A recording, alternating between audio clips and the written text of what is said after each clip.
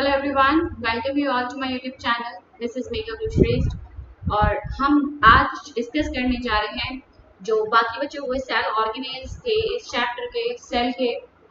तो हमने endomembranes system तक कर लिया था, जिसमें हमने बात करी थी endoplasmic reticulum, Golgi apparatus and then lysosomes and vacuole.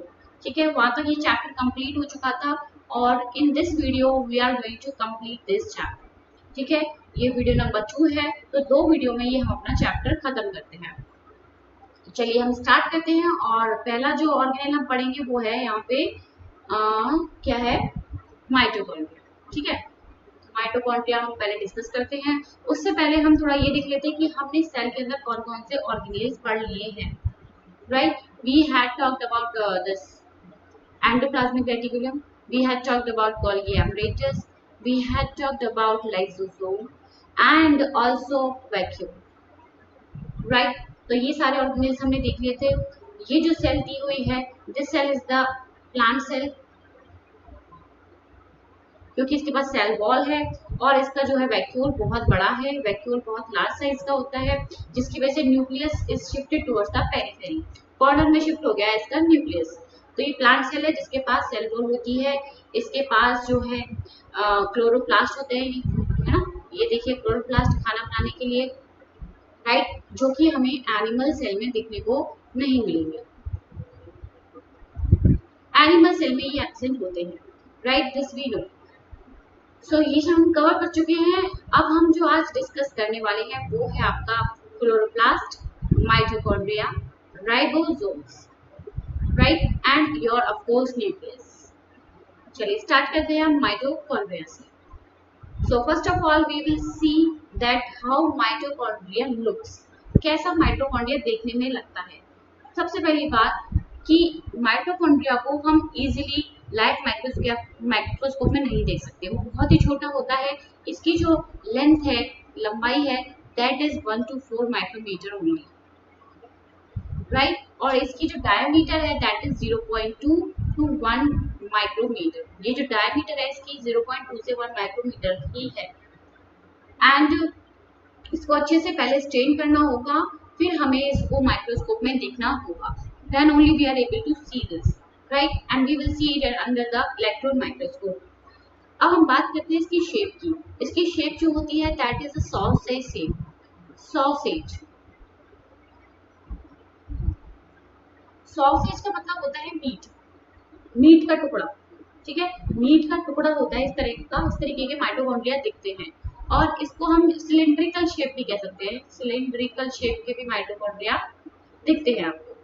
So this is their shape. Now let us move inside the mitochondria. कि माइटोकॉन्ड्रिया को जो हम देखेंगे तो उसमें हमें क्या क्या दिखता है। सबसे पहली बात, माइटोकॉन्ड्रिया डबल मेम्ब्रेन स्ट्रक्चर है, इसके पास 2 मेम्ब्रेन आपको देखने को मिलेंगी। सो सबसे पहली बात ये क्लियर है। तो बाहर वाली मेम्ब्रेन ये दिख रही है आपको, ये है outer membrane,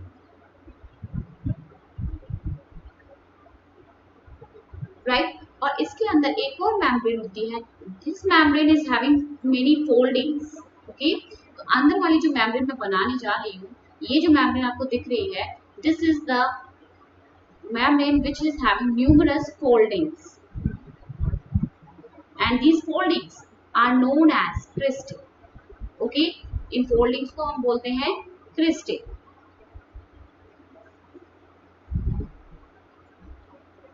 So this is your mitochondria and ये हमने बनाई है इसकी इनर मेम्ब्रेन।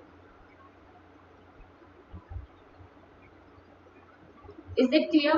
और ये जो फोल्डिंग हमने दिखाई है इसमें, this folding is what we called cristae,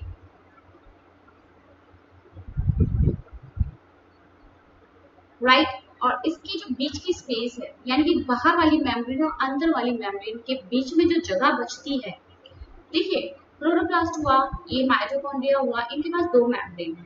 membrane क्या होता है, मेम्ब्रेन कुछ जो आपकी प्लाज्मा मेम्ब्रेन है, फॉस्फोलिपिड और आपकी प्रोटीन से बनी हुई है, वही मेम्ब्रेन है यहाँ भी, है ना। लेकिन आपको माइटोकॉन्ड्रिया में 2 मेम्ब्रेन दिखेंगे, क्लोरोप्लास्ट में भी 2 मेम्ब्रेन दिखेगी, लेकिन आप लाइसोसोम्स में देखोगे तो एक ही मेम्ब्रेन दिखेगी, गोल्गी apparatus में देखेंगे तो भी आपको एक ही मेम्ब्रेन दिखेगी, एंडोप्लाज्मिक रेटिकुलम में देखेंगे तो भी आपको एक ही मेम्ब्रेन दिखेगी, न्यूक्लियस में आपको 2 मेम्ब्रेन दिखेंगे।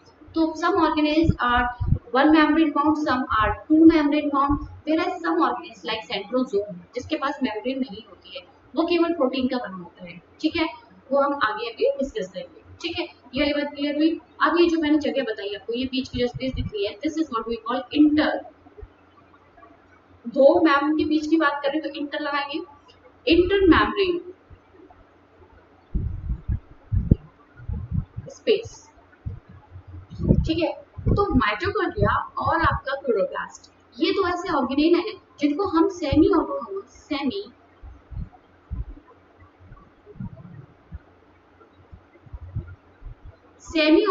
ऑर्गेनेल बोलते हैं। Is it clear? इनको बोलते हैं सेमी ऑटोनोमस ऑर्गेनेल, यानी कि इनके अंदर कैपेसिटी है कि दे कैन डिवाइड, ये फिजन से डिवाइड हो सकते हैं और अपनी कॉपी बना सकते हैं। इनके पास इनका खुद का डीएनए होता है, so they have their own DNA, but this DNA is in circular form. Circular होता है हमारा जो न्यूक्लियस के अंदर डीएनए, दैट इज लीनियर। इनका जो डीएनए है that is the circular DNA. भाई डीएनए है तो भाई आरएनए भी होगा, है ना, तो इसके बाद आरएनए भी होगा जब डीएनए है तो, और इसके पास राइबोसोम्स भी होंगे क्योंकि ये खुद की अपनी प्रोटीन्स भी तो बनाएंगे, तो they have their own ribosomes and these ribosomes are of 70 S type. This is very important कि इनका जो राइबोसोम है वो प्रोकैरियोटिक वाला राइबोसोम है जो प्रोकैरियोट सेल्स के अंदर था, बैक्टीरियल सेल के अंदर था, 70 S टाइप का। सो 70 S टाइप का इनका ribosome. So this is clear. अब हम बात करते हैं इसके अंदर जो फ्लूइड फिल्ड है, जो होमोजेनस मिक्सचर इसके अंदर फिल्ड है ना, where is the highlighter, this is what we call matrix, ठीक है। अंदर जो भरा हुआ है वो पूरा क्या है, मैट्रिक्स है, इसको बोलेंगे matrix. So let us write down,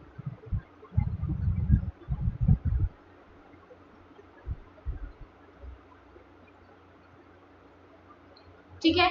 तो ये आपका हो गया माइटोकॉन्ड्रिया का diagram. So this is a beautiful diagram, the picture you can take if you want.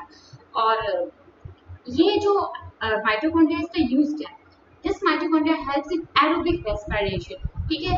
Aerobic मतलब जो ऑक्सीजन की प्रेजेंस में रेस्पिरेशन होता है उसको हम एरोबिक रेस्पिरेशन बोलते हैं। So mitochondria is the site for the aerobic respiration and they produce cellular energy. इसमें जो एनर्जी बनेगी वो किस फॉर्म में होगी, in the form of ATP, adenosine triphosphate, triphosphate. कितने फॉस्फेट है, 3 फॉस्फेट है, तो एडेनोसिन के पास 3 फॉस्फेट आप लगा दीजिए, so this is what we call adenosine triphosphate. तो ये फॉस्फेट जब टूटेगा तो इससे एनर्जी जो है रिलीज होगी। So hence we call them the powerhouse, they are known as the powerhouse of the cell, very important, they are the powerhouse of the cell। I hope this is clear to you। और इसके पास मैंने बता दिया इसका खुद का circular DNA है और इसके पास फ्यू आरएनए मॉलिक्यूल्स भी होंगे। जब डीएनए है तो डीएनए से आरएनए भी बनता है and it is having the ribosome which are of 70 S type. And mitochondria अपनी खुद की प्रोटीन्स बना सकता है क्योंकि इसके पास डीएनए है, राइबोसोम्स है, एंजाइम्स है, प्रोटीन्स है, सब कुछ इसके पास अवेलेबल है। और ये डिवाइड करता है फिजन से, ठीक है, फिजन से। तो जो इसकी बाहर वाली मेम्ब्रेन है, इसके अंदर वाली जो मेम्ब्रेन है, दोनों के पास अपनी अपनी एंजाइम्स होती हैं। यहाँ पे कुछ एंजाइम्स होगी, यहाँ पे कुछ और एंजाइम्स मिलेंगी आपको। यहाँ पे जो एंजाइम्स मिलेंगी वो होती है एटीपी सिंथेसेस, जो एटीपी बनाएगी, ओके।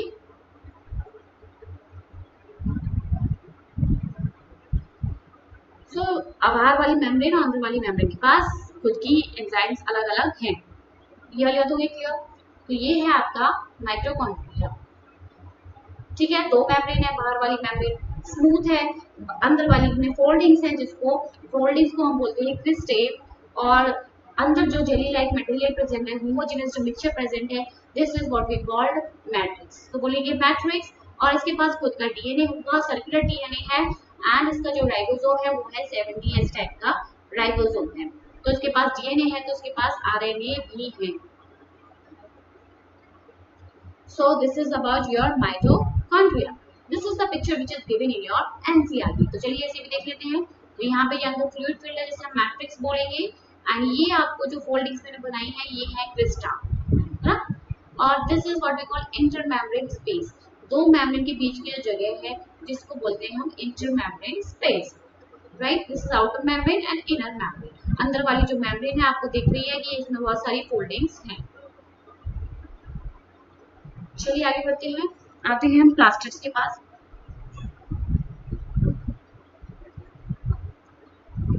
चलिए प्लास्टिड्स की बात करें तो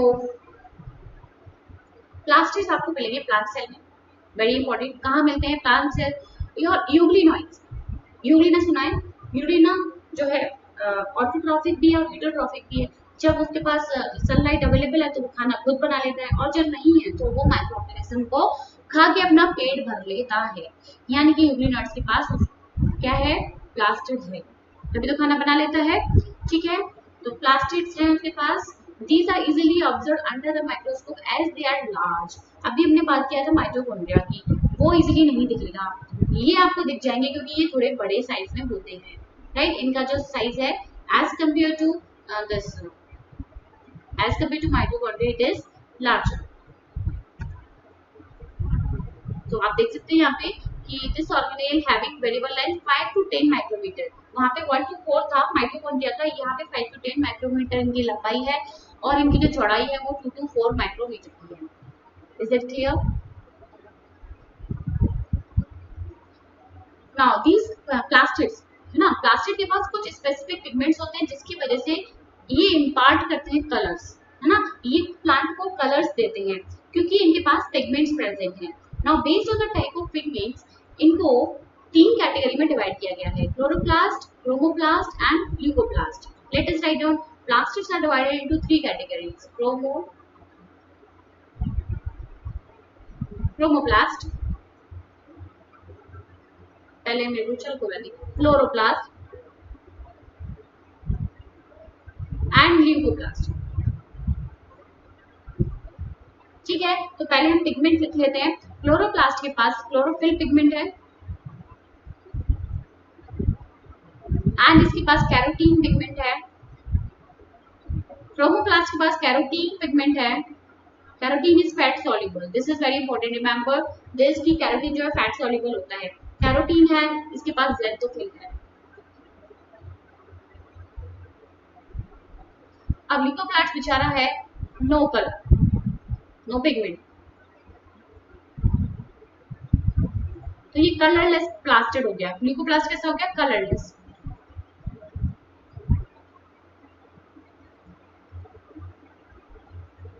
Okay, chloroplast contains chlorophyll and carotene, so it imparts green color to the plant or leaf, or chromoplast impart red, yellow and orange color to the plant. This is clear. Leucoplast is further divided into 3 categories based on which type of we can say it store the nutrients, कौन से इसके अंदर nutrient present है, ठीक है। तो ये amyloplast, elaioplast और आपका एल्यूरोप्लास्ट, ठीक है। ये 3 तरह के मिलेंगे। Amyloplast, elaioplast, okay, amyloplast, elaioplast and your aleuroplast.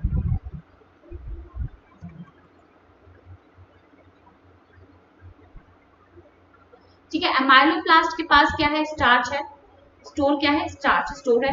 Elaioplast के पास फैट और ऑयल स्टोर है, और आपका एल्यूरोप्लास्ट के पास क्या है? प्रोटीन। तो एमाइलेज आप जानते हो, amylase enzyme break down the starch, ठीक है। तो इस तरीके से आप याद कर सकते हो कि एमाइलोप्लास्ट जो है स्टार्च स्टोर करता है। और एल्यूरोम की हमने लेयर सुनी थी, मेज सीड के ऊपर एल्यूरोम की एक लेयर होती है ना, एंडोस्पर्म के ऊपर, जो कि प्रोटीन स्टोर करती है। तो एल्यूरोप्लास्ट क्या है? Store protein. Okay, I am very clear with this. आपको इलायोप्लास्ट याद करना है जो कि स्टोर करता है fat and oil. So starch किसमें मिलेंगे आपको? पोटैटो में। तो पोटैटो में बहुत सारे क्या है?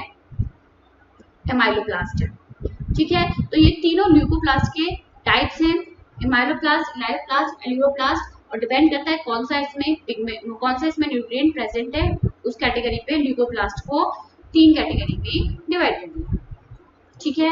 चलिए अब हम बात करते हैं, आगे बढ़ते हैं। तो जो क्लोरोप्लास्ट है ना, chloroplast is the type of plastic, it is green and it is found in mesophyll cells of the leaf. बहुत सारे क्लोरोप्लास्ट एक मेसोफिल सेल के अंदर मिलेंगे। तो लिखा हुआ है यहाँ पे 20 to 40% इन मेसोफिल। तो मेसोफिल सेल आप देखेंगे ये एक लीफ का सेक्शन है ना। आप जब लीफ को कट करके देखेंगे, सेक्शन काटो, तो आप जब विजुलाइज करोगे then you will found mesophyll cells. अब ये जो लंबे लंबे दिख रहे हैं स्लेंडर जैसे, इनको बोलते हैं पहली सेड मेसोफिल। और ये जो आपको सर्कुलर स्फेरिकल शेप के दिख रहे हैं, this is what we call spongy mesophyll. तो मेन मोटो ये है कि इसमें होते हैं बहुत सारे क्लोरोप्लास्ट। तो इनके अंदर आपको 20 to 40 क्लोरोप्लास्ट मिलेंगे, क्योंकि भाई यहीं पे खाना बन रहा है, फोटोसिंथेसिस बहुत ज्यादा यही हो रही है, यहीं पे जो है फूड बनेगा। ठीक है, सो ये वाली बात क्लियर हो गई। अब इनकी शेप की बात करें तो दीज आर लेंस शेप, है ना, लेंस की जैसी शेप होती है। एंड ओवल भी हो सकते हैं, स्फेरिकल भी हो सकते हैं, डिस्क्वाइड और इवन रिबन लाइक। तो भाई इनकी शेप वेरी कर सकती है। जैसे आप स्पैरो गायरक में देखोगे तो स्पाइरल शेप का जो है क्लोरोप्लास्ट मिलेगा। क्लाइमेटोमोनास में आप देखेंगे, क्लाइमेटोमोनास में आप जो क्लोरोप्लास्ट देखेंगे वो इस तरीके का दिखेगा, कप शेप का स्ट्रक्चर। तो शेप कैन वेरी, अब इट डिपेंड्स कि कौन से प्लांट में वो प्रेजेंट है, उसकी शेप अलग अलग आपको देखने को मिल सकती है, right. And their number varies, मैंने बात की अब जैसे क्लाइमेटोमोनास बनाया था मैंने, इसमें एक ही है, एक ही क्लोरोप्लास्ट है, एक सेल में एक ही क्लोरोप्लास्ट है। लेकिन आपने देखा मेसोफिल सेल में आपको 20 to 40 जो है क्लोरोप्लास्ट देखने को मिलते हैं, राइट। अब हम बात करते हैं इसके स्ट्रक्चर की। ठीक है, जैसे कि हमने माइटोकॉन्ड्रिया देखा था, माइटोकॉन्ड्रिया में 2 मेम्ब्रेन थी, ऐसे ही क्लोरोप्लास्ट में आपको 2 मेम्ब्रेन मिलेंगी देखने को, राइट। और जो अंदर वाली मेम्ब्रेन है, अंदर वाली मेम्ब्रेन इज लेस परमेबल। ठीक है, बाहर वाली is more permeable as compare to the inner membrane. अंदर वाली बहुत ही कम परमेबल होती है, मतलब चीजों को अंदर आने जाने ज्यादा नहीं देती, it is very very choosy. Okay,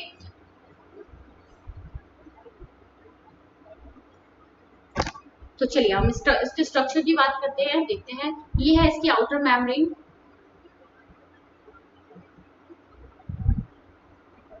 and this is the inner membrane.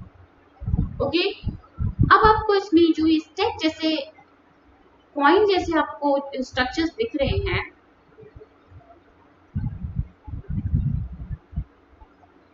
these are the thylakoids।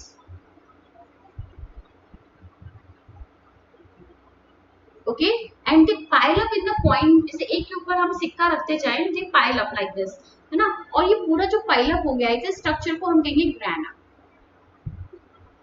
Right. थैलाकोइड्स तो एक यूनिट को बोल रहे हैं, और एक पूरे कंबाइन कर दो तो उसे हम ग्राना बोल रहे हैं, राइट। थैलाकोइड जो है अंदर से ल्यूमेन होता है, थैलाकोइड का जो अंदर है वो ल्यूमेन है, खाली है ना। तो अंदर का पोर्शन को ल्यूमेन बोलेंगे, थैलाकोइड। Is it clear. और इनर मेम्ब्रेन के अंदर जो भी ये आपको दिख रहा है portion, this is what we call stroma.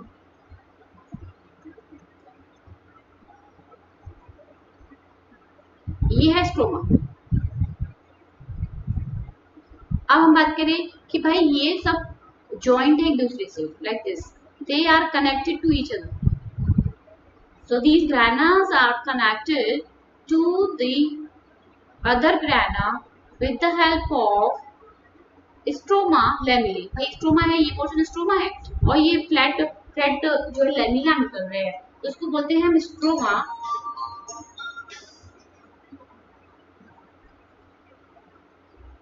Stroma lamina. ठीक है, तो we can see that they all are connected to each other.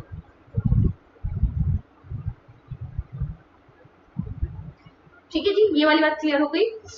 तो ये हो गया आपका क्लोरोप्लास्ट। इसके बाद हम बात करते हैं इसके डीएनए की। इसके पास भी इसका खुद का डीएनए है। ओके, तो इसके पास आपको सर्कुलर डीएनए देखने को मिलेगा। Beside this, you will also found the ribosomes. Okay, you will also found the ribosomes. And here the ribosomes are of 70S type. 70S type के आपको राइबोसोम देखने को इसमें मिलेंगे।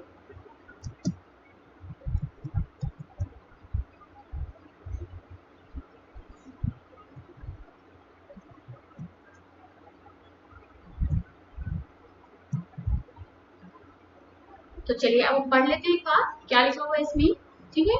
तो mitochondria of the two inner chloroplast membrane, ये हमने पढ़ लिया। The space limited by the inner membrane of the chloroplast is called stroma.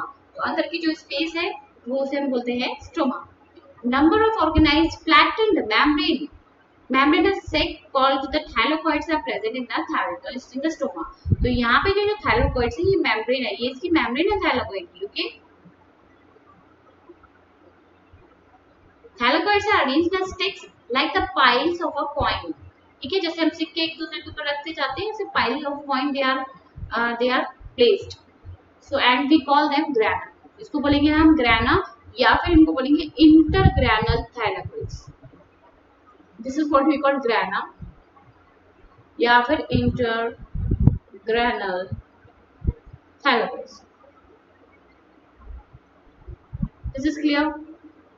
In addition, there are flat membranous tubules called stroma lamellae। तो हमने ये भी बात कर ली कि ऐसे ऐसे फ्लैट membranous tubules आपको दिख रहे हैं जिनको हम बोलते हैं stroma lamellae। So this is what we call stroma।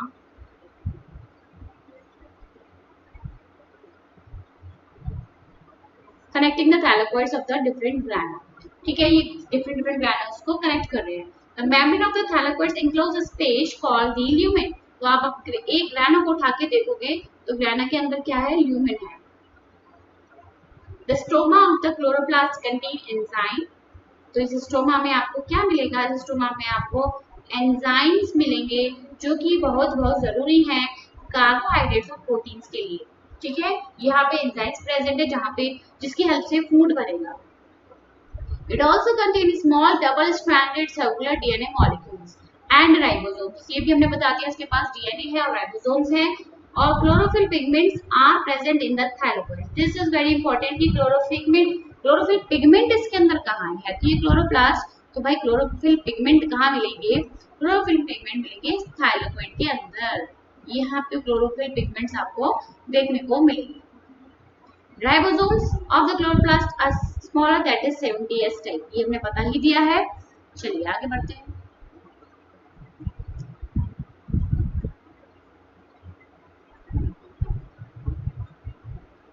This is the figure which is given in your NCERT। outer membrane, inner membrane, ठीक है। थाइलाकोइड, ये एक थाइलाकोइड हो गया, ये पूरा स्ट्रक्चर हो गया ग्रैनम। फिर अंदर ये पूरा मटेरियल जो भी है, खाली स्पेस, ये जो है इसको स्टोमा बोलेंगे।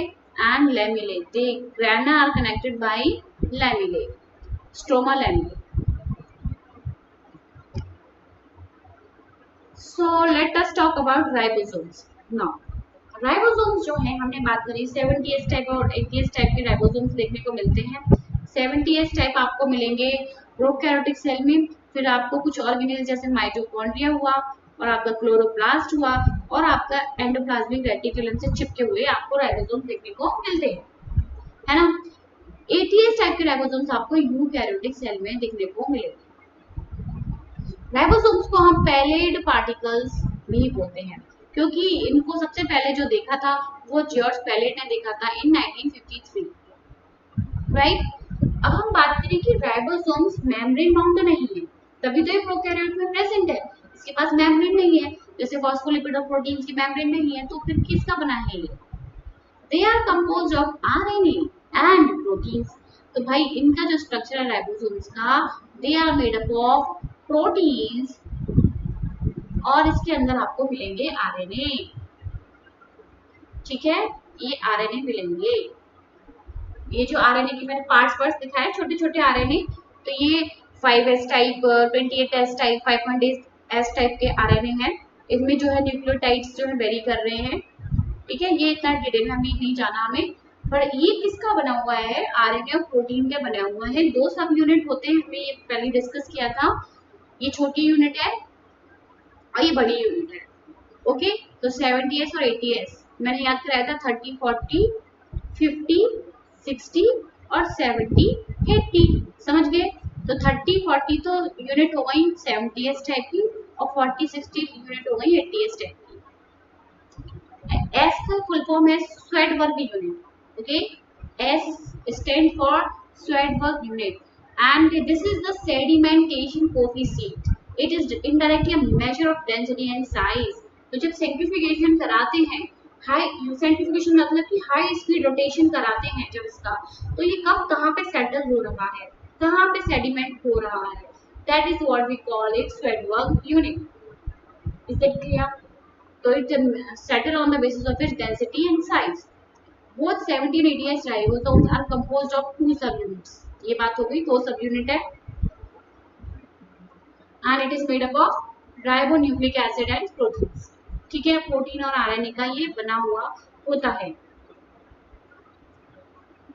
So this is the figure. Small subunit दिखाई हुई है और ये large subunit है, ये जुड़ी हुई दिखाई हुई है. तो भाई ये जरूरी नहीं है कि जुड़ी हुई मिले, हमेशा अलग अलग भी पड़ी हुई होती है, लेकिन जब इनको प्रोटीन सिंथेसिस करनी है, जब प्रोटीन को बनाना है, तब ये आपस में जुड़ जाती है. ठीक है, छोटी जो सब यूनिट है वो रीड करती जाती है कोडोन्स को, और बड़ी सब यूनिट में अमाइनो एसिड आके अटैच होते जाते हैं. This we had already studied in molecular basis of inheritance, है ना. हमने देखा था डीएनए से बनता है आपका आरएनए, और आरएनए से आपके बनते हैं प्रोटीन्स. ठीक है, और आरएनए हमने पढ़े थे, 3 टाइप के आरएनए होते हैं, messenger RNA, transfer RNA and your ribosomal RNA, है ना. तो ये आपका राइबोसोम है, इसके अंदर आरएनए है, तो इसको हम बोलेंगे राइबोसोमल. ये हो गया आपका राइबोसोम, और इसके अंदर जो ये आरएनए है ये आरआरएनए है, क्योंकि ये राइबोसोम के RNA. I hope it is clear to you. तो ये आपका सेंट्रल डोग्मा है. डीएनए से आरएनए बनेगा, आरएनए से प्रोटीन बनेगा, डीएनए से आरएनए बनेगा, उस प्रोसेस को बोलते हैं ट्रांसक्रिप्शन, और आरएनए से प्रोटीन को बोलते हैं ट्रांसलेशन. आगे बढ़ते हैं. इसके अलावा आपको सेल के अंदर साइटोस्केलेटन भी मिलेगा. जैसे हमारी बॉडी में साइटोस्केलेटन है, सॉरी हमारी बॉडी में स्केलेटन है which help in the locomotion. Similarly, you will find the skeleton in the cell also. Cell का भी स्केलेटन है जिसको हम बोलते हैं cytoskeleton. So this is an elaborate network of filamentous proteinaceous structure. तो आपको ये फिलामेंट जैसे जो स्ट्रक्चर्स में दिख रहे हैं, ये एक्चुअली कुछ नहीं है, ये प्रोटीन के बने हुए स्ट्रक्चर हैं. And they are of 3 types. ठीक है, 3 तरह के हैं. माइक्रोट्यूब्यूल्स, जो कि ट्यूब्यूलिन प्रोटीन के बने हैं. फिर आपके आगे माइक्रोफिलामेंट्स, जो कि एक्टिन प्रोटीन के बने हैं. फिर आपके होंगे इंटरमीडिएट फिलामेंट्स. इसमें और तरह तरह की प्रोटीन्स हैं, केराटिन भी है इसमें, और कई तरह की प्रोटीन्स हैं. तो आपको देख रहे हैं कि इसके अंदर सेल के अंदर जो सेल का स्केलेटन बना रहे हैं वो यही बना रहे हैं. तो माइक्रोट्यूब्यूल्स आपको सिलेंड्रिकल स्ट्रक्चर दिखेंगे, ऐसे ट्यूब जैसे, है ना, अंदर से खाली होते हैं. तो this is made up of tubulin protein. Okay, microtubules क्या है, ट्यूबुलिन प्रोटीन के बने हुए हैं. अब ये देखेंगे हम आगे कि माइक्रोट्यूब्यूल से ही सेंट्रोजोम बनेगा. ओके, माइक्रोट्यूब्यूल्स मिल के सेंट्रोजोम जैसा स्ट्रक्चर बना लेंगे, जो कि सेल को डिवाइड करने में हेल्प करता है, सेल डिवीजन में हेल्प करेगा. Is it clear? So thus the cytoskeleton in a cell are involved in many functions such as mechanical support देता है, ये मोटिलिटी में हेल्प कर रहा है, maintenance of the shape of the cell. भाई हमारा भी स्ट्रक्चर स्केलेटन ही है, तभी तो हम मेंटेन कर पा रहे हैं अपने स्ट्रक्चर को, नहीं तो फोल्ड हो जाएंगे. ऐसे ही सेल की शेप जो है साइटोस्केलेटन उसको दे रहा है. I hope this is clear to you. अब हम आते हैं सीलिया फ्लैचुला के पास. ओके, और जो विलाई और माइक्रोविलाई है उनसे कंफ्यूज मत होइए, सीलिया फ्लैचुला की बात कर रहे हैं हम, है ना. आपको जो विलाई होती है, फिंगर लाइक प्रोजेक्शन जो आपको देखने को मिलती है आपकी स्मॉल इंटेस्टाइन में, और इनकी जो सेल्स है लंबे लंबे कॉलमनर सेल्स, है ना, इनके ऊपर ऐसे ब्रश बॉर्डर लगा होता है, इस तरीके के सेल होते हैं जिसको बोलते हैं माइक्रोविलाई. ठीक है, माइक्रोविलाई भी हालांकि जो प्लाज्मा मेम्ब्रेन होती है उसी की एक्सटेंशन होती है. जैसे प्लाज्मा मेम्ब्रेन ये है, अब इसी को ऐसे कर दो तो प्लाज्मा मेम्ब्रेन की एक्सटेंशन हो गई है ना, प्लाज्मा मेम्ब्रेन ही फोल्ड हो गई like this. Similarly cilia flagella भी हेयर जैसे आउटग्रोथ है of the cell membrane. This is very important. Cell membrane की आउटग्रोथ है ये, है ना. सेल मेम्ब्रेन आगे की तरफ ग्रो होके सीलिया फ्लैचुला बना रही है.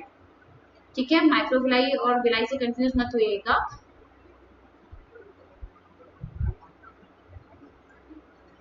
माइक्रोविलाई के नीचे ना बेसल बॉडी नहीं मिलती है, माइक्रोविलाई छोटी होती है, they cannot move, they help in absorption of food, है ना। Microvilli is a separate thing।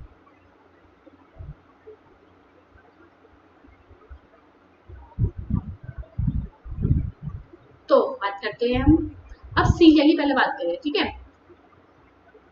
सीलिया जो होते हैं, किसी भी सेल के ऊपर सीलिया इस तरीके से लगे हुए, which works like a ओर की तरह काम कर रहे हैं, जैसे चाकू चलाते जिससे हमारी बोट आगे बढ़े, है ना। In the same way they are also working. जैसे हमारी जो फैलोपियन ट्यूब है फीमेल्स में, है ना, जैसे ये है ओवरी और ये है आपके फैलोपियन ट्यूब, ठीक है। यहाँ से एग रिलीज हुआ, यहाँ पे आ गया। अब ये एग जो है आगे कैसे जाएगा, आगे तभी जा पाएगा जब ये सीलिया इसको मार मार के आगे भेजेंगे। तो यहाँ पे जो सेल्स होंगे उनके पास होते हैं cilia, okay, so that cilia can move that egg further, आगे बढ़ाए, क्योंकि egg can not move by itself, उसके पास खुद का कोई लोकोमोटरी ऑर्गन नहीं है उसके पास, जैसे स्पर्म के पास होता है, स्पर्म के पास होती है ना टेल, उससे वो मूव कर सकता है, लेकिन एग के पास नहीं होती है। तो ये सीलिया ही है जो उसको आगे बढ़ाते हैं, राइट। हमारी जो ट्रेकिया है उसमें म्यूकस बाहर कैसे आता है, सीलिया के थ्रू, है ना।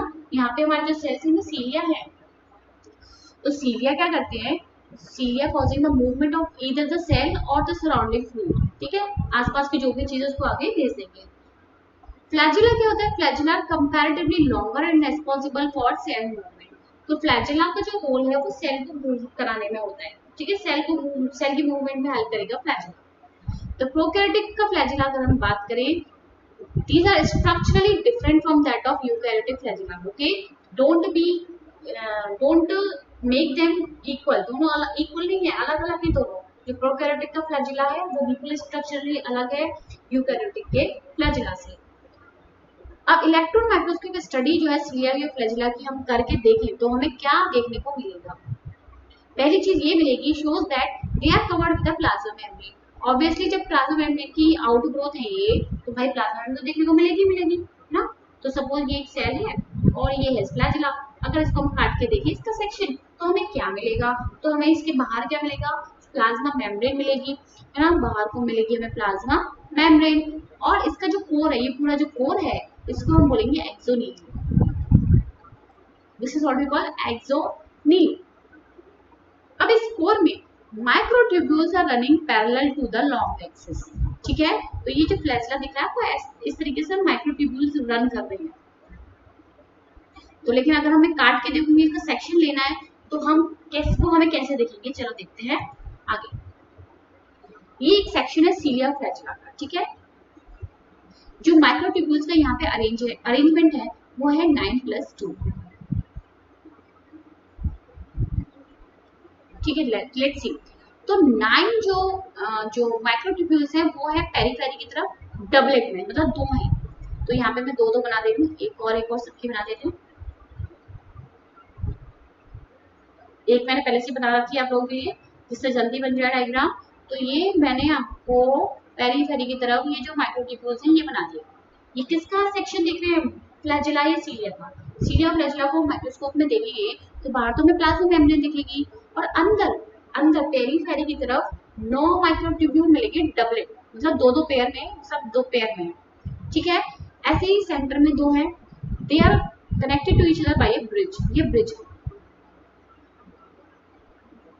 इसके यहाँ पे सेंट्रल शीट लगी हुई है प्रोटीन की, ठीक है, यहाँ पे प्रोटीन की शीट लगी मिलेगी।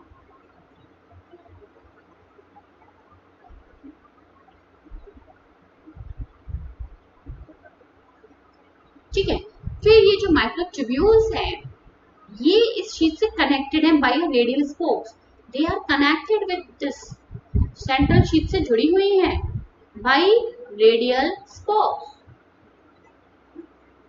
तो ये रेडियल स्पोक्स कितने हैं, काउंट करिए कितने होंगे, 1 2 3 4 5 6 7 8 9 होंगे ऑफकोर्स, क्योंकि 9 माइक्रोट्यूब्यूल है इन डबलेट फॉर्म, है ना। तो ये रेडियल स्पोक कितने होंगे, 9 होंगे।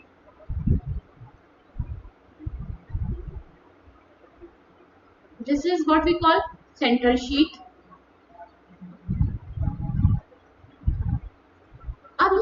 आपस में भी जुड़े हुए हैं। यहाँ पे ये इससे जुड़ा हुआ है माइक्रोट्यूब्यूल बाय द लिंकर्स।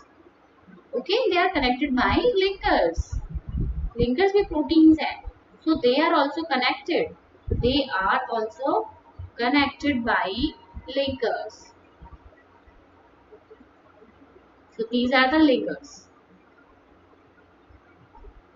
ठीक है, तो सबके में बना देते हैं डायग्राम, थोड़ा सही सा लगेगा। Let us draw fast. Linkers जोड़ देते हैं हम सबको, सब माइक्रोट्यूब्यूल्स आपस में जुड़े हुए हैं बाय दी लिंकर्स। ठीक है, so this is the structure, this is how flagella look if we see the transverse section. Now very clear to you? क्या देखा हमने, फ्लैजिला को काट के देखा, बाहर तो भाई प्लाज्मा मेम्ब्रेन ही मिलेगी क्योंकि प्लाज्मा मेम्ब्रेन का ही एक्सटेंशन होते हैं ये। 9 माइक्रोट्यूब्यूल्स जो है इसके पेरिफेरी में मिलेंगे आपको, है ना, वो भी डबलेट है, दो हैं, और बीच में 2 मिलेंगे, सेंटर में 2 हैं। तो ये जो अरेंजमेंट है 9+2 का अरेंजमेंट है, 9 पेरिफेरी की तरफ 2 अंदर। तो आप टोटल बता सकते हैं कितने माइक्रोट्यूब्यूल हुए यहाँ पे। देखिए 9 पेरिफेरी की तरफ है, डबलेट है, 9 × 18 तो यही हो गए, और 2 सेंटर में है, ये जो सेंटर में है 1 और 2, तो ये हो गए आपके 20 माइक्रोट्यूब्यूल्स आपको यहाँ पे देखने को मिलेंगे। ठीक है, ये वाली बात क्लियर हो गई। यहाँ पे सेंटर में आपको ये सेंटर शीथ मिलेगी, और ये भी आपस में कनेक्टेड है by a bridge. This is the central sheath. ठीक है, ये है रेडियल स्पोक्स, ये भी प्रोटीन्स हैं जिससे सारी माइक्रोट्यूब्यूल्स जो पेरिफेरी पे है वो सेंट्रल शीथ से जुड़ी हुई हैं। तो ये जो अरेंजमेंट है, देखिए such an arrangement of axonemal microtubule is referred to as 9+2 array. The central tubules are connected by a bridge and is also enclosed by a central sheath, which is connected to one of the tubule by each peripheral doublets by a radial spoke से जुड़े हुए हैं। Thus there are 9 radial spokes, total 9 radial spokes हैं। The peripheral doublets are also connected by linkers, linkers से जुड़े हुए हैं। Both the cilia and flagella emerge from a centriole-like structure called the basal body. तो इस flagella के नीचे basal body मिलेगी जरूर। ओके, तो बेसल बॉडी जरूर मिलेगी जिससे फ्लैजिला बाहर की तरफ निकला हुआ होता है। ये हो गया आपका सीलिया और flagella. This is the structure given in your NCERT. तो आप देख लीजिए, बिल्कुल वही है जो मैंने आपको बताया। अब आते हैं सेंट्रोजोम के पास। Centrosomes and centrioles. सेंट्रोजोम और सेंट्रियोल में डिफरेंस क्या है? पहली बात तो देखिए, सेंट्रोजोम एक ऑर्गेनेल है जिसके पास 2 सेंट्रियोल होते हैं, तो सेंट्रियोल सेंट्रोजोम को बना रहे हैं। तो सेंट्रोजोम में ज्यादा लंबी स्पेलिंग है, तो भाई ये तो हो गया ऑर्गेनेल जिसके पास 2 सिमेट्रिकल स्ट्रक्चर्स हैं जिनको बोलते हैं सेंट्रियोल। समझ में आई बात? सेंट्रोजोम बड़ा नाम है, बड़ी इसमें अल्फाबेट ज्यादा है, तो भाई बड़ा स्ट्रक्चर हो गया। इसके पास क्या है? 2 सेंट्रियोल है। अब दोनों centriole they are lying perpendicular to each other, they lie perpendicular to each other. तो this is the centriole, this is the centriole. 2 centriole होते हैं, और यू कैन सी सेंट्रियोल के आसपास क्या है? एमॉर्फस पेरीसेंट्रियोलर मटेरियल प्रेजेंट है। तो ये आसपास यहाँ पे एमॉर्फस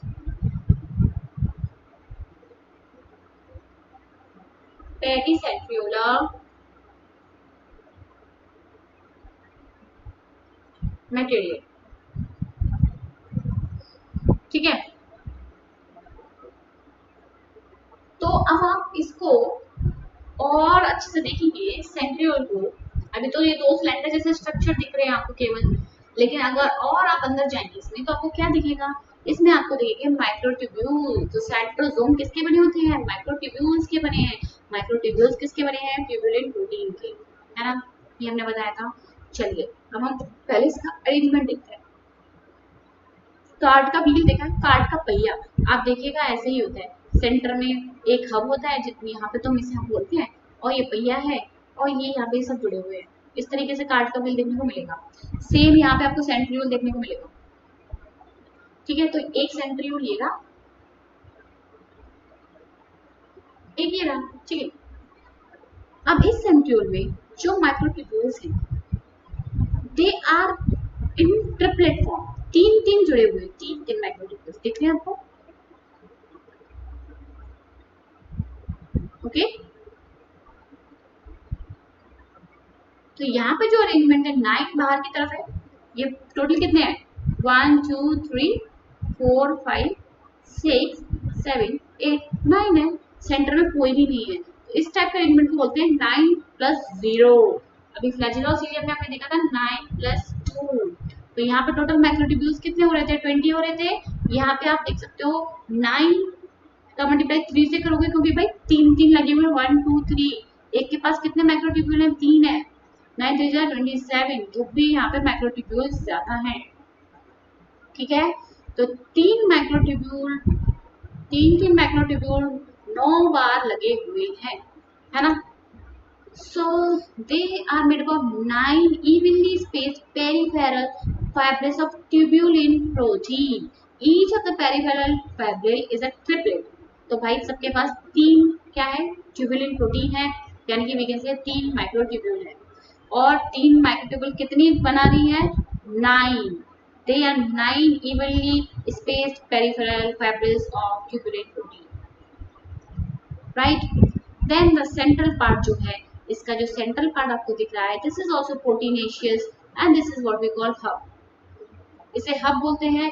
और ये जो आपको दिख रही है माइक्रोट्यूब्यूल, ये जुड़ी हुई है हब से। सारी माइक्रोट्यूब्यूल में से एक जो है हब से जुड़ी हुई होती है, और जिसको हम बोलेंगे, इसको हम बोलेंगे रेडियल स्पोक्स। ठीक है, ये भी हमने पिछली बार में भी देखा था कि सेंटर में जुड़ी हुई है, तो भाई किससे जुड़ी हुई है? रेडियल स्पोक से। ठीक है, ये कुछ नहीं प्रोटीन है जिससे ये सेंटर में जुड़ी हुई है।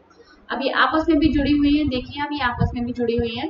ठीक है, they are connected to each other by linkers. ये दिख रहे हैं आप, लिंकर से। एसी लिंकर कहा जा रहा है, क्यों? क्योंकि ये ए बी सी है, एक माइक्रोट्यूब्यूल को नाम दे दिया A B C, A B C. तो भाई ए और सी में लिंक हो रहा है ना, ए और सी लिंक कर रहे हैं, तो एसी लिंकर बोल रहे हैं। समझ गए वाली बात? लिंकर से आपको एसी मतलब याद नहीं रखना, बस ये याद रखिए लिंकर से जुड़े हुए हैं। तो समझ में आई क्या कहानी है? The adjacent triplets are also linked. The central part of the proximal region of the centriole is also called proteinaceous and is called hub बोलते हैं, which is connected with tubules of the peripheral triplets by radial spoke से जुड़े हुए हैं, made of protein. The centriole form the basal body of cilia और flagella. अभी हमने बात की थी सीलिया और फ्लैजेला के नीचे क्या मिलेगा? बेसल बॉडी है।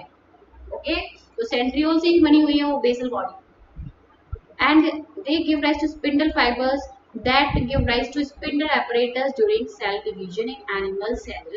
तो यहीं से ही आपके स्पिंडल फाइबर्स निकलते हैं जिससे आपका सेल डिवीजन होता है। तो ये स्पिंडल फाइबर्स आपके क्रोमोसोम को पकड़ के लेके आते हैं और कॉर्नर्स में ले जाते हैं।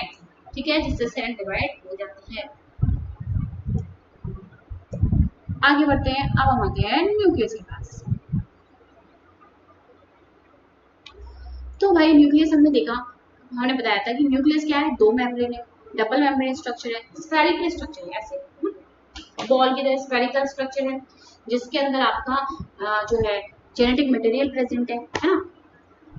ठीक है, तो सबसे पहले जो न्यूक्लियस देखा था, डिस्क्राइब किया था, वो थे रॉबर्ट ब्राउन।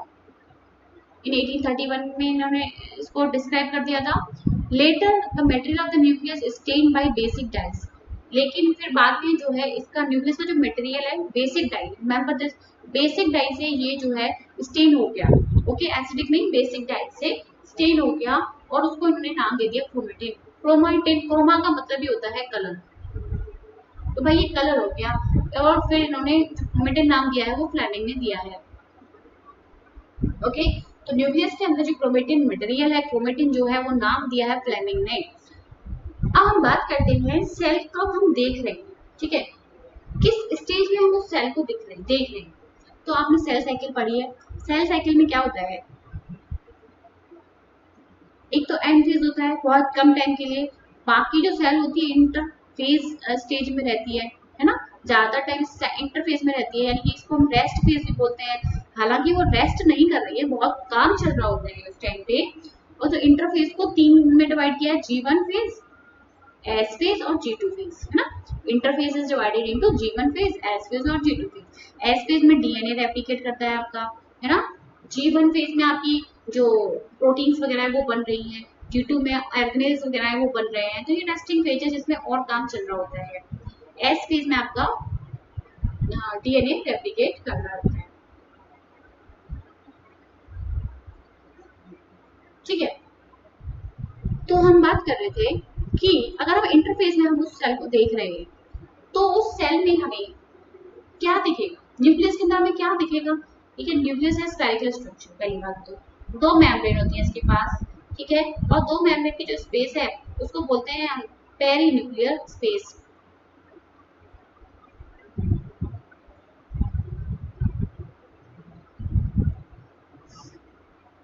ठीक है, तो भाई आउटर मेम्ब्रेन हो गई ये हो गई इनर मेम्ब्रेन। इसके अंदर क्या है, इसके अंदर भरा हुआ है न्यूक्लियोप्लाज्म,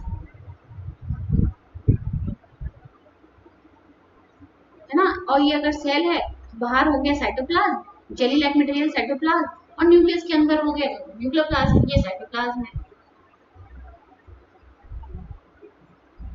ठीक है, और इसके अंदर जो पड़ा हुआ है वो है आपका ऐसा छोटा मुचड़ सा that is what we call chromatin material. अगर आप इंटरफेस में देख रहे हो, ठीक है, बात कर रही हूँ मैं इंटरफेस में।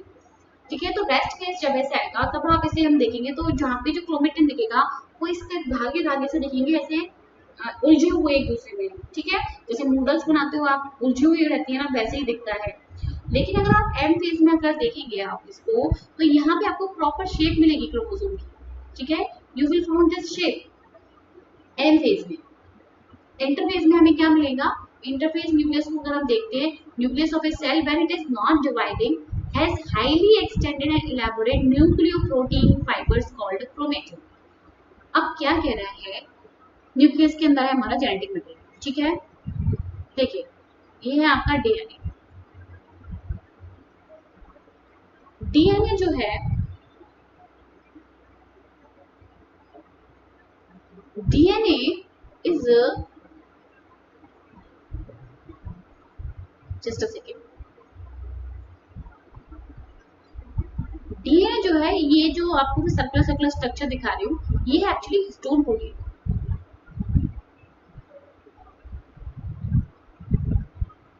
तो ये जो डीएनए है, ये डीएनए हिस्टोन प्रोटीन के ऊपर होता है लिपटा हुआ। ओके, तो ये जो डीएनए इसके ऊपर लिपटा हुआ है लाइक दिस। ठीक है, तो ये जो हिस्टोन प्रोटीन है और ये डीएनए है, this is what we call nucleosome. ठीक है, तो हिस्टोन प्रोटीन के ऊपर जो डीएनए लिंक्ड है उसको हम बोलेंगे nucleosome, right. And these nucleosomes, many nucleosomes now will form what, they will form chromatin। Okay, और ये जो न्यूक्लियोसोम न्यूक्लियोसोम के बीच का जो डीएनए है ना, लिंक का डीएनए बोलते हैं उसको। ये जो बीच का जो डीएनए है इसे लिंक का डीएनए बोलते हैं। तो अब भाई इसको और कंडेंस करते जाओ तो then you will found what, you will found chromatin. तो क्रोमेटिन क्या है, कुछ नहीं है, न्यूक्लियोसोम के ऊपर डीएनए लिपटा हुआ है और जो न्यूक्लियो सॉरी हिस्टोन प्रोटीन के ऊपर जो डीएनए लिपटा हुआ है that is what we call, ये जो है ऐसे beads on the spring model बना रहा है, बीड्स ऑन द स्प्रिंग। ठीक है, धागे में मोती पिरोए हुए हैं, इस तरीके का स्ट्रक्चर बना रहा है जिसे हम क्रोमेटिन बोल देते हैं। ठीक है, अब यही chromatin will now form what, this will form your chromosome. This chromatin will form highly condensed and will form the chromosome. Is it clear. तो अभी हम इंटरफेस में हमें ऐसा ही दिखेगा, ये क्रोमेटिन ऐसा दिखेगा, है ना, in this way, in this form, right. तो हमारे अंदर जो एक सेल के अंदर जो डीएनए है दैट इज 2.2 मीटर। ठीक है, अगर आप डीएनए को जोड़ोगे तो 2.2 मीटर है। This 2.2 metre DNA is going to make your 46 chromosomes. ये 46 क्रोमोसोम्स बनाएगा। 2.2 मीटर का जो डीएनए है वो 46 क्रोमोसोम बनाएगा। तो 2.2 मीटर का डीएनए इतने छोटे से न्यूक्लियस के अंदर कैसे समाएगा, वो ऐसे ही समाएगा हिस्टोन प्रोटीन के ऊपर लिपट लिपट के। This is clear. तो मैं बात कर रही थी कहाँ पे,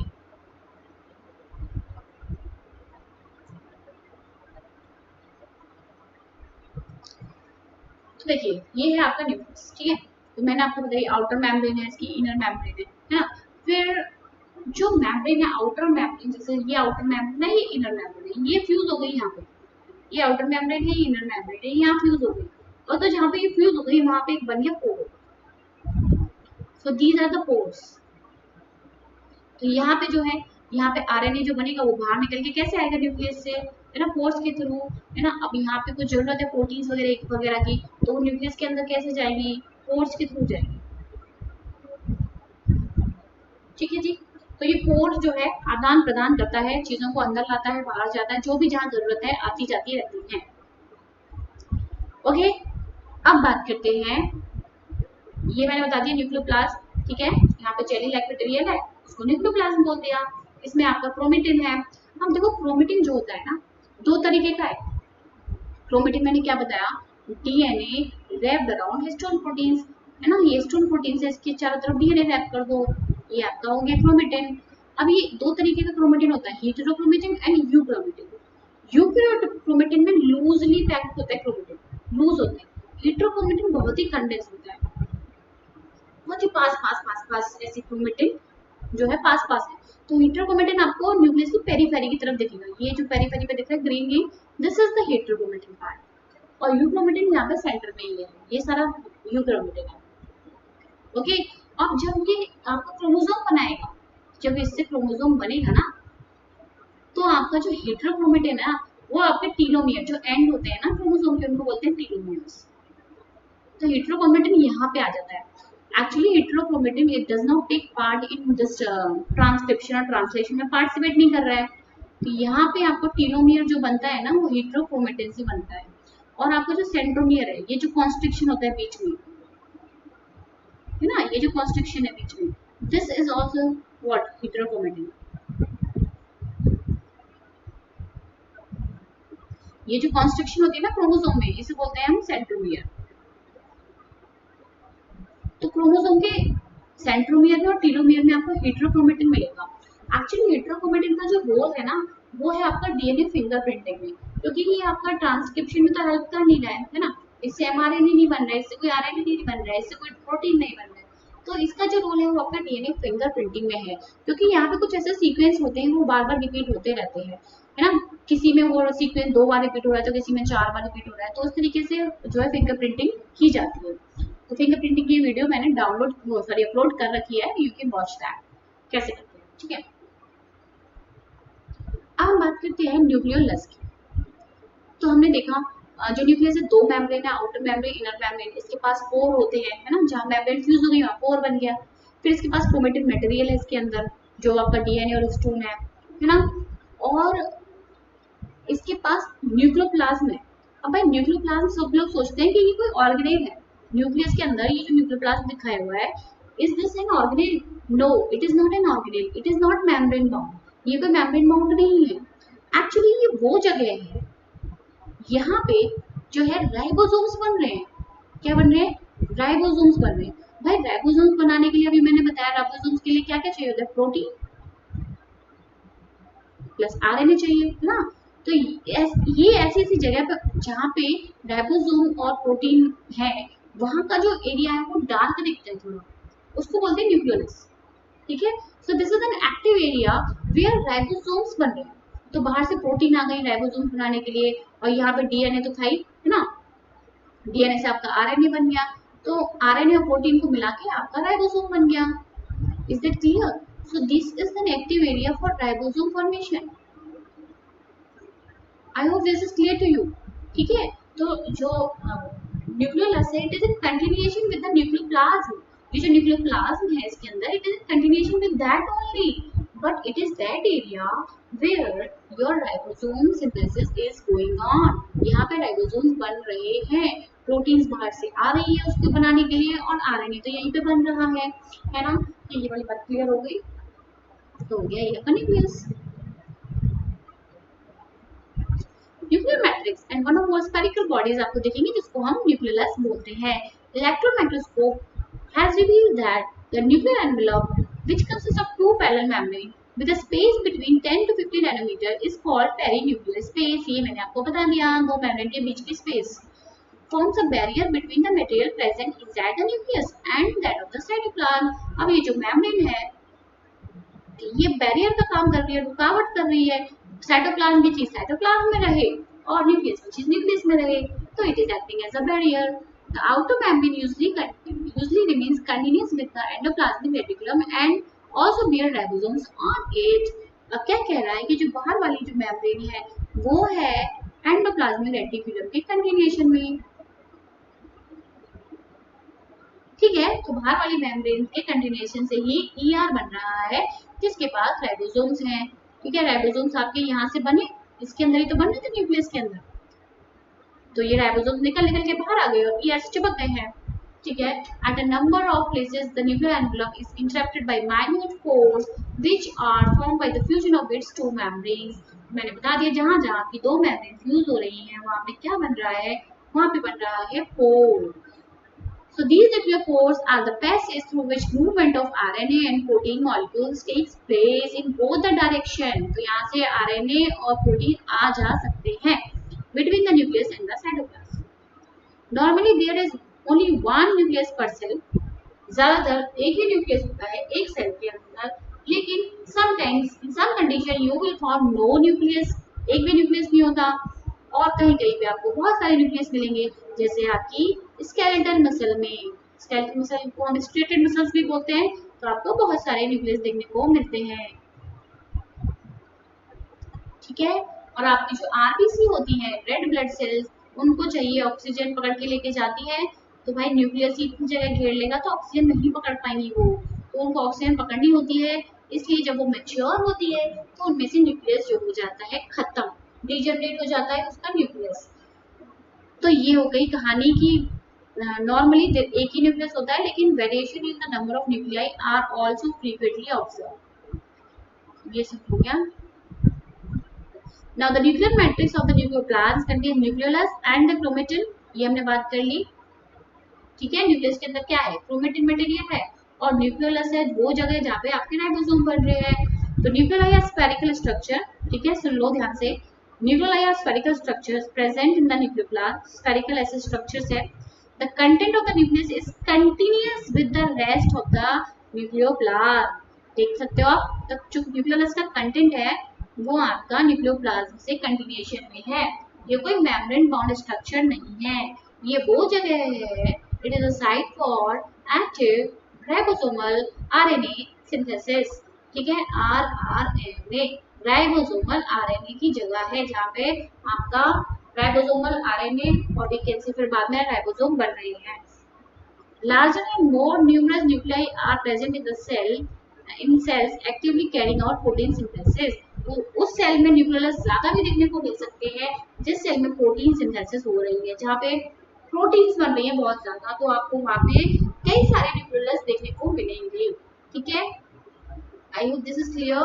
तो जहाँ पे भी जैसे प्रोटीन हार्मोन होते हैं, जैसे आपका पेंक्रियास प्रोटीन हार्मोन बना रहा है, तो वहाँ पे जो सेल्स हैं तो उनमें आपको न्यूक्लियोलस ज्यादा देखने को मिल सकता है क्योंकि वहाँ पे प्रोटीन बन रही है. भाई प्रोटीन जहाँ ज्यादा बनेगी वहाँ पे न्यूक्लियोलस भी ज्यादा होंगे, क्योंकि न्यूक्लियोलस ही है जो राइबोसोम बना रहे हैं और राइबोसोम ही है जो आपकी प्रोटीन सिंथेसिस कर रहे हैं. ठीक है, this is a diagram of NCERT. So this is the nucleoplasm और न्यूक्लियोलस ये आपको दिख रहा है, आपको साइट है, और न्यूक्लियोपोर ये पोर से दिख रहे हैं आपको. फिर ये न्यूक्लियर मेम्ब्रेन हो गई, दो मेम्ब्रेन है, डबल मेम्ब्रेन स्ट्रक्चर होता है ये. ठीक है, ये वाली बात क्लियर. तो हमने इंटरफेस के न्यूक्लियस की बात करी, has a loose indistinct network of nucleoprotein, है ना. डीएनए हो गया आपका न्यूक्लिक एसिड और ये आपकी हिस्टोन प्रोटीन हो गई. तो न्यूक्लियो प्रोटीन, न्यूक्लियोसोम क्या हो गया, हिस्टोन प्रोटीन, उसके ऊपर जो है आपका रैप्ड डीएनए, है ना. This is your nucleosome. ये आपका लिंकर डीएनए, ये यहाँ से दूसरा आ गया, this is a linker DNA. तो इस तरीके से जो है डीएनए हिस्टोन प्रोटीन के ऊपर लिपटा हुआ है, जिसको हम इस स्ट्रक्चर को हम बोलते हैं न्यूक्लियोसोम. और ऐसे बहुत सारे न्यूक्लियोसोम मिल के क्या बना लेंगे, क्रोमेटिन बना लेंगे. तो beads on the string like structure you will found in interphase. Okay, this is what we call chromatin. अब इसी क्रोमेटिन से क्या बन जाता है, क्रोमोसोम बन जाता है, ठीक है। तो ये जो क्रोमोसोम बनेगा वो ये जो क्रोमेटिन है, this will highly condensed and form chromosome. तो भाई हिस्टोन प्रोटीन है इसके पास, है ना, हिस्टोन प्रोटीन से डीएनए है और यहाँ पे कुछ और भी प्रोटीन्स लग जाती हैं जिसको बोलते हैं नॉन हिस्टोन प्रोटीन्स।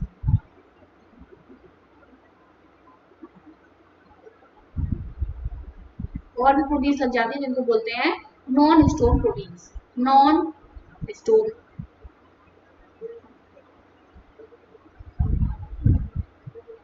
ये थी हिस्टोन प्रोटीन,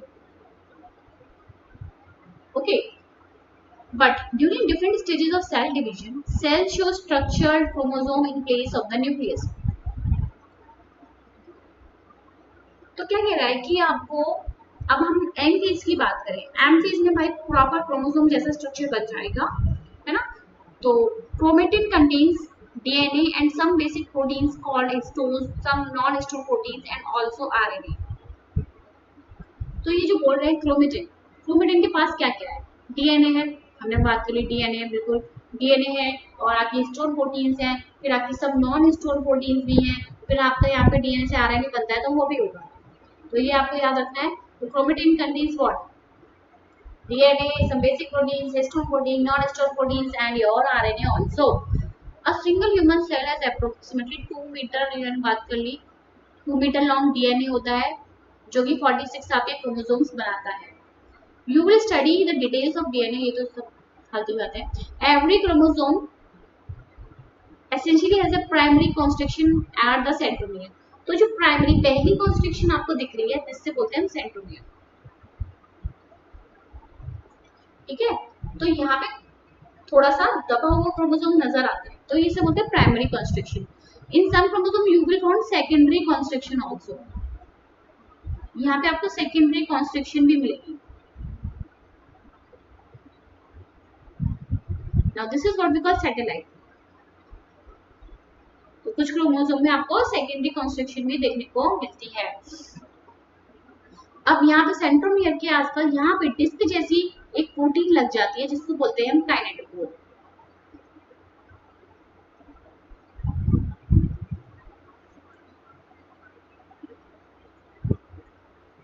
ठीक है, तो यही से आपके स्पिंडल्स जो है इस काइनेटोकोर से आपके जुड़ जाते हैं और सेल क्रोमोसोम को चीर देते हैं, क्योंकि स्पिंडल जो है काइनेटोकोर से ही अटैच होते हैं, right. Centromere holds 2 chromatids of A chromosome. तो ये जो सेंट्रोमियर हमने बात करी थी, यहाँ पे आपके 2 क्रोमेटिड जुड़े हुए हैं। देखो एक आर्म ये है क्रोमोसोम की, ये दूसरी आर्म है, 2 आर्म है, यानी कि इसको हम क्रोमेटिड बोलते हैं, इनके आर्म को बोलते हैं क्रोमेटिड। तो सेंट्रोमियर क्या कर रहा है कि 2 क्रोमेटिड्स को फोल्ड कर रहा है, ओके। तो ये बात ठीक है। Now, based on the position of the centromere, the chromosome can be classified into 4 types. तो सेंट्रोमियर की पोजीशन कहाँ है उसके बेस पे क्रोमोसोम को 4 कैटेगरी में डिवाइड किया है, ठीक है। सेंट्रोसोम कहाँ दिख रहा है, बीच में दिख रहा है, ऊपर की तरफ दिख रहा है, और ऊपर दिख रहा है, या बिल्कुल कॉर्नर पे दिख रहा है, टिप पे दिख रहा है, ओके। तो ये हमें आपको ये तो दिया हुआ है एनसीईआरटी का डायग्राम है, ये काइनेटोकोर दिख रहे हैं आपको ग्रीन से, these are the proteins, disc जैसी प्रोटीन्स आके लग जाती हैं, ठीक है। ये है आपके 4 टाइप के chromosome based on the position of centromere, ठीक है। This is what we call metacentric, submetacentric, okay, metacentric, submetacentric and your कौन सा acrocentric, sorry acrocentric and telocentric.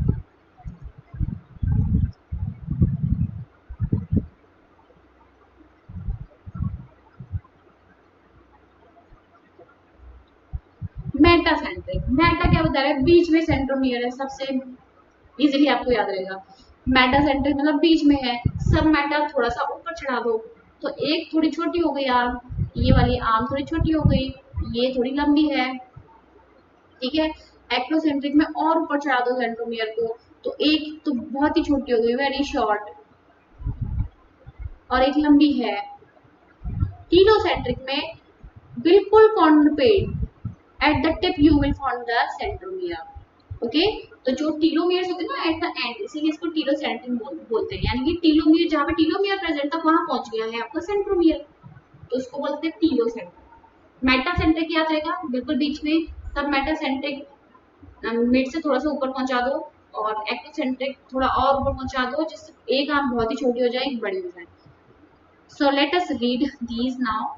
तो metacentric chromosomes has middle centromere, ठीक है, तो दोनों arm जो है इक्वल हो रही है इस केस में। सब metacentric chromosome has centromere slightly away from the middle, तो बीच से, जो बीच में था उससे थोड़ा सा ऊपर कर दो, थोड़ा सा ऊपर कर दिया, ठीक है, slightly away from the middle chromosome resulting in one shorter and one longer, तो ये शॉर्टर हो गई, ये लॉन्गर हो गई। In case of acrocentric chromosome, the centromere is situated close to its end. बिल्कुल एंड की तरफ लगा दो सेंट्रोमियर इस तरीके से, फॉर्मिंग वन एक्सट्रीमली शॉर्ट, तो ये तो भाई एक्सट्रीमली शॉर्ट हो गई, ये हो गई long. Whereas the telocentric chromosome has a terminal centromere, तो भाई सेंट्रोमियर बिल्कुल टर्मिनल पे पहुंच गया, like this, right?